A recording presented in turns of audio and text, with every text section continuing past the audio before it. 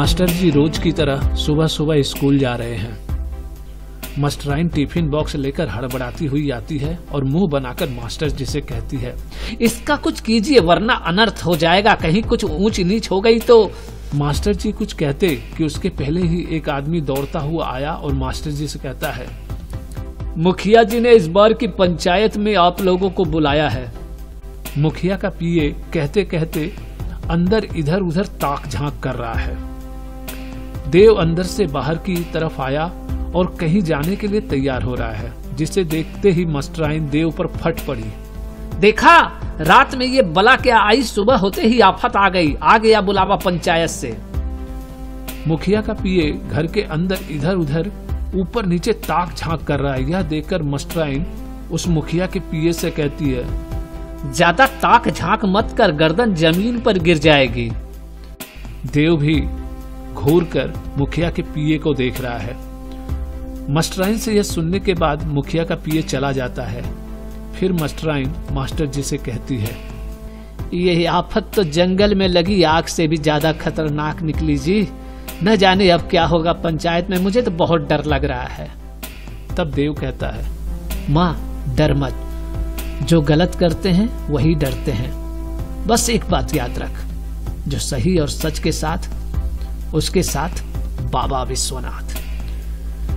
तभी श्वेता मास्टर जी का कोट देती है, साथ में पायल भी आती है। श्वेता मास्टर जी को कोट दे रही है, जिसे पायल बड़े ध्यान से टुकुर टुकुर देख रही है। फिर सभी को देखती हुई नजर एक तरफ से दूसरी तरफ करती है। यहाँ पायल भी श्वेता की तरह मास्टर जी को कुछ देना चाहती है और एक ग्लास उठाकर लाती है और मास्टर जी को दे देती है। मास्टर जी, श्वेता और देव यह देख मन ही मन भावुक हो जाते हैं। श्वेता पायल के हाथ से ग्लास ले लेती है और इशारों में ही कहती है कि मैं रखती हूँ। पायल खुश हो जाती है और अलहड़ हंसी हंसती है। यह देख मास्टराइन बुदबुदाती है, पागल कहीं की। पायल मुंह फुलाकर देव को देखती हुई देव के करीब आ जाती है। मास्टर जी अपनी पत्नी से कहते हैं, थोड़ा हालात को समझा करो, फिर कुछ कहा करो। कहकर पायल को देखते हुए निकल जाते हैं। मास्टर जी के जाते ही मास्टराइन गुस्सा कर खींचकर पायल से कहती है, जरा फुर्सत मिले तो तू ही सिखला देना कि हालात को कैसे समझा जाता है। माँ की जुबान से यह बात सुनकर देव एक बार माँ को देखता है और मास्टराइन जाते जाते ताना मारते हुए पायल से पूछती है, कुछ खाएगी? पायल देव को जकड़ते हुए बड़ी ही मासूमियत से सर हिलाकर बोलती है। तब मास्टराइन और गुस्सा जाती है और गुस्सा कर पूछती है, अब लगे हाथों ये भी बता दे कि क्या खाएगी?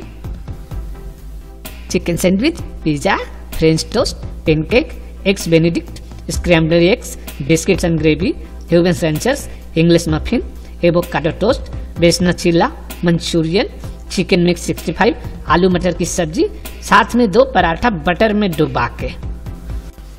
पायल की यह फरमाइश सुनकर मास्टराइन पायल को ऊपर से नीचे तक देखती है और बड़े ही रुआबी अंदाज में बोलती है, इतना कुछ खाएगी? पायल मासूमियत से कहती, मास्टराइन श्वेता की तरफ देखकर फिर देव की तरफ देखती है और देव से शायद कहना चाहती है, बेटा ये क्या है? कहकर मास्टराइन थोड़ी सी परेशान और उनकी परेशानी में और आग लगा देती है पायल की अगली बात। वो कहती है, और हाँ, एक गिलास मिल्क शेक भी। मास्टराइन यह सुनकर बोलती है, क्या मिल्क शेक भी पिएगी? पायल की अगली बात मास्टराइन को और गुस्सा दिला देती है। पूरा 1 गिलास। मास्टराइन एक अजीब नजरों से पायल को देखती है, फिर श्वेता को, फिर देव को, फिर पायल को। पायल देव को जकड़ कर खड़ी है। तभी रोहन और माधव आते हैं, जो कि देव के दोस्त हैं।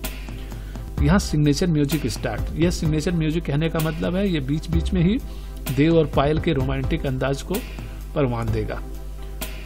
देव पायल को छुड़ाकर जाने की कोशिश करता है, पर पायल छोड़ना नहीं चाहती।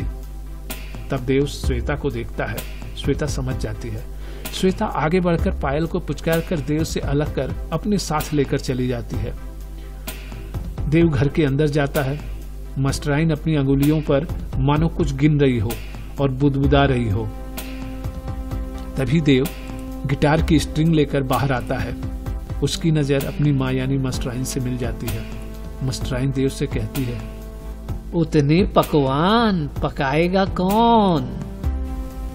देव श्वेता के साथ खड़ी पायल को देखता है, फिर माँ से कहता है, माँ तू जो पकाएगी वो खा लेगी, ज्यादा मत सोच मेरी प्यारी माँ, शायद घर में वो रोज।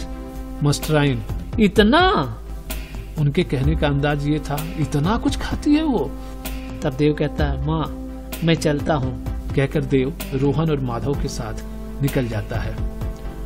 दोस्तों, यहाँ इस सीन का अंत होता है। आशा करता हूँ कि मेरी यह कोशिश आप लोगों को अच्छी लग रही होगी और पगली वास्ते पगला के पूरे स्क्रिप्ट को पढ़ने और सुनने के लिए मेरे साथ बने रहिए, जिसके लिए जरूरी है सब्सक्राइब करना। सब्सक्राइब जरूर कर लीजिए, नोटिफिकेशन बेल भी दबा दीजिए। यकीन कीजिए यह कहानी पूरी तरह से सीधी साधी साफ सुथरी कहानी है। आप लोगों को आगे चलकर इस कहानी को सुनने में और मजा आएगा, ये मेरा वादा है। तो आज के लिए इतना ही। धन्यवाद।